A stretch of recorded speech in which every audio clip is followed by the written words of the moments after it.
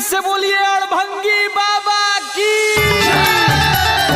बोला बाबा बोलबा, बोलो बोलो बाबा महेंद्रनाथ की।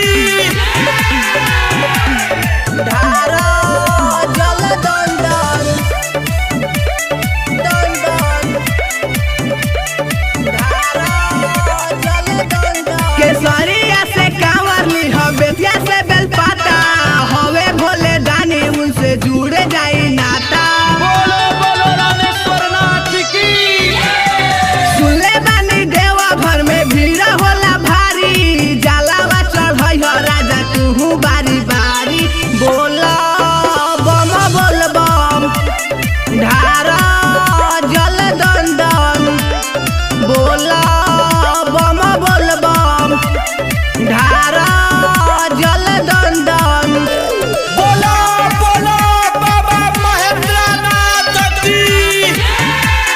Music by Kumar JM. बोलो बोलो रामेश्वर नाथ की। सुल्तानगंज से लेके जलावा चले के बाबा जुधाम हो, हिम्मत न हारे हो कंवरिया, भोले उगल बाघाम हो घाम हो।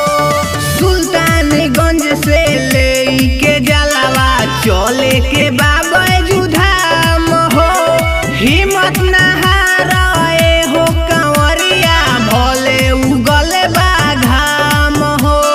करी है भलाई तोहर बाबा ओ घरदानी हो, केतना बड़ाई करी लंबा बा कहानी हो।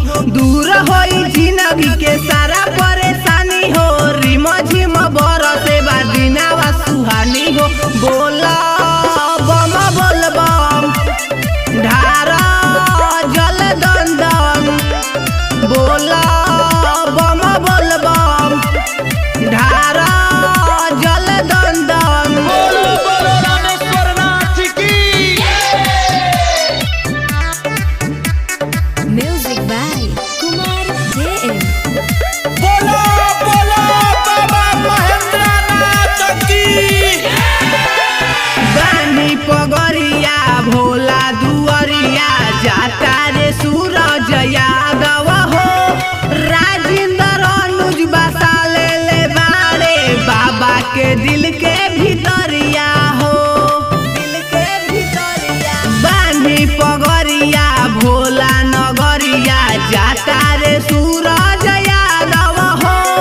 राजेंद्र अनुज बसा ले बारे, बाबा के दिल के भीतरिया हो। कहेले पंकज बड़ी दूर बाबा धाम बा, नंबर 1 चेला हई दर्शन कईल काम बा। एही से तो